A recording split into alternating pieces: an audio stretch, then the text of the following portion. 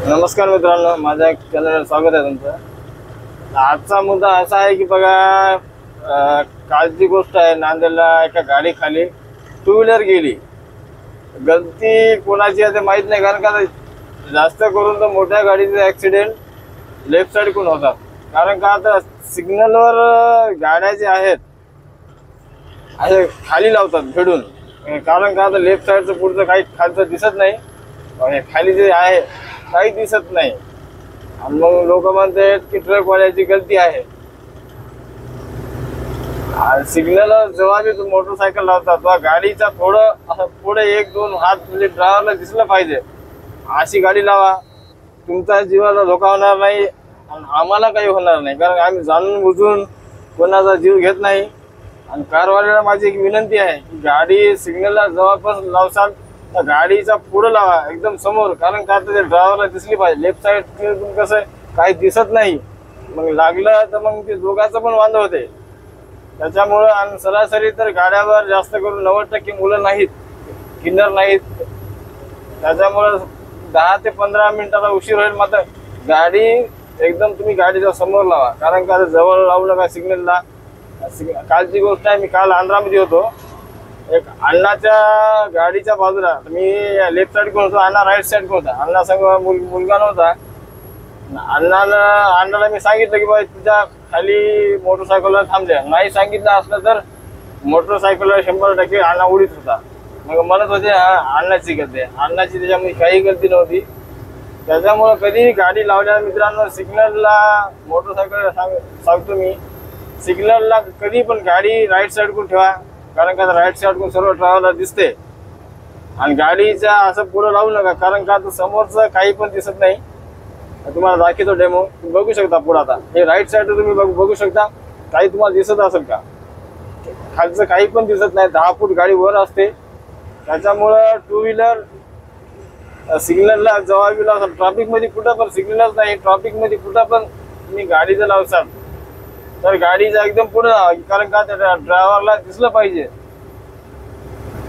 आणि माझी एक दुकानदाराला विनंती आहे की सर्व की आपण गाडी खाली करते त्यावेळेस थोडं आम्हाला सांगायचं की ड्रायव्हरला थोडं मागं पुढं बघा, कारण का आता ते गाडी लावते वेळेस मी पर्यंत ऍक्सिडेंट झाले आहेत। कारण का तर टू व्हीलरवाले जास्त करून थांबत नाही, त्यांना माहित आहे की आपण 2 मिनिटात निघून जातो। आता आमचं लक्ष कसं आहे, पाठीमागचं सर्व काही आम्हाला दिसत नाही, एखाद दिवस गाडी बंद पडते, त्याच्यामुळे मग आम्ही रिवर्स आमच्या ड्रायव्हर भावाला एक सांगू इच्छितो की सिग्नल जेव्हा सुटते त्यावेळेस 1-2 सेकंदाने गाडी काढा, कारण का आता टू व्हीलरवाले खाली असतात, आपलं तेवढं लक्ष जात नाही।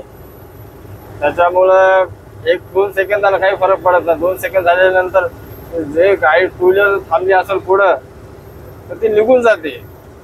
त्याच्यामुळं कधी पण गाडी सिग्नल लागल्याच्या नंतर आणि सुटल्याच्या नंतर 2 मिनिटांना गाडी काढा, कारण का तर आपलं लक्ष पुढं असते आणि टू व्हीलर वाले असतात खाली, आणि त्याच्यासोबत किन्नर नाही त्या गाडीवर, त्यांना तर खूप अवघड आहे।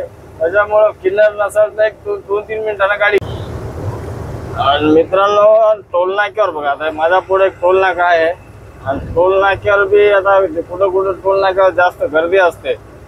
या टोल नाक्यावर बघू शकता, हैदराबादचा आपला हैदराबाद रोडचा संगारेड्डी नांदेड रोडचा मोठा टोल नाका आहे, पिटलम चौरस्त्याचा। इथं जास्त गर्दी नसते, काही टोल नाक्यावर खूप गर्दी असते, कारण का कारवाले काय करतात, त्या लाईन मधली गाडी यायला लाईन मध्ये घुसतात आणि खाली येऊन थांबतात, त्याच्यामुळे आपल्याला गाडी दिसत नाही। टोल नाक्यावर आपली एक लाईन धरून चला मित्रांनो, कारण का आता टोल नाक्यावर पण खूप ऍक्सिडेंट होतात। माझ्यासोबत एक झालेला आहे, आणि त्याच्या माझी काही गलती नव्हती, मी कॅमेऱ्याने चेक केलं, दाखवली, त्याच्यामुळे माझी गाडी सुटली समजा।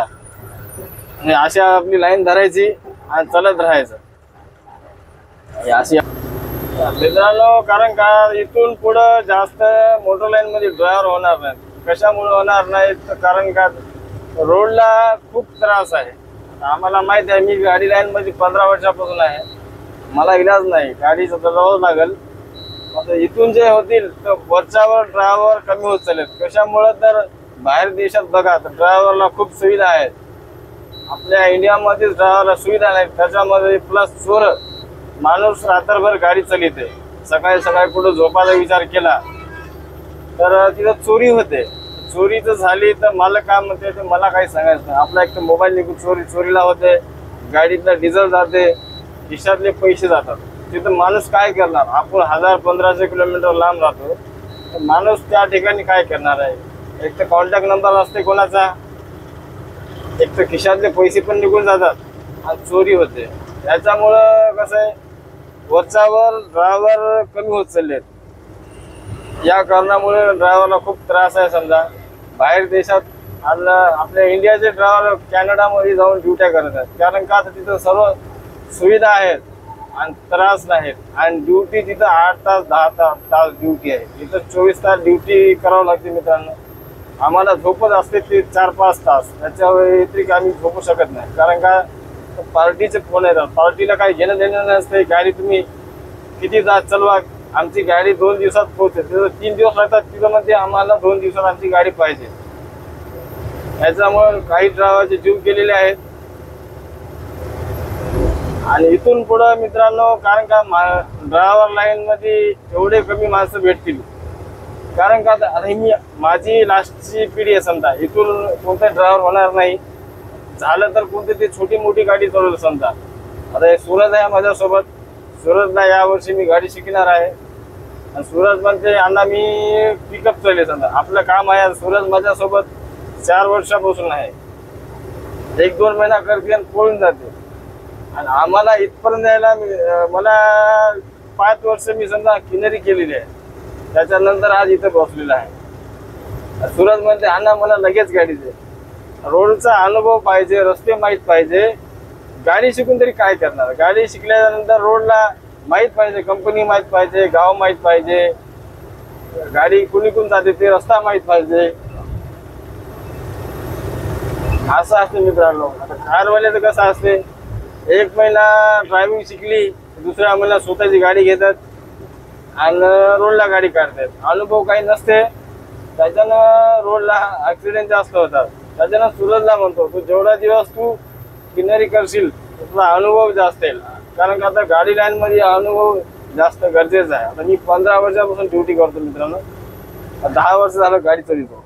मला अनुभव आहे कुठं काय होतं, त्याच्यानं मी गाडी स्लो चालवतो. भले 1 दिवस लेट झालं हरकत नाही, मालक आपला कधी काय म्हणत नाही. मालकाचं म्हणते भले 1 दिवस गाडी लेट झालं म्हणतो दमानुसार दमान आहे. आपले जर ड्रायव्हर बाहेर देशात ड्युटी जाऊन करतील, इकडं आपल्या इकडं महागाई वाढणारच आहे. कारण का परेशानीमुळे अर्ध्या तर गाड्या ड्रायव्हरनं किनेरमुळे सोडून दिल्या. कारण का माझी गाडी आहे ती 16 गाडी आहे, एकट्याला गाडी चालवायला बांधणं, गाडी चालवायचं काय अवघड नाही, आता गाडी बांधणं आणि गाडी खोलणं आणि ट्रॅफिक मध्ये कुठं अडकलं त्याच्यामध्ये परेशानी होते. गाडी चालवणं कोणती मोठी गोष्ट नाही मित्रांनो. तर बाकी मित्रांनो, ड्रायव्हरला कधी मारहाण करू नका. गलती झाली असेल तर त्याच्याकडून नुकसान भरपाई करून घ्या. आणि ज्याच्या गाडी लागली की त्यालाच बोला, की बाकीच्या लोकांचं काही काम नाही बोलायचं, त्याला मारायचं. गलती होते, रोड आहे, गलती तुमच्याला होते, ड्रायव्हरला होते, कधी कधी टू व्हीलरला होते, आमच्याकडून गलती होते.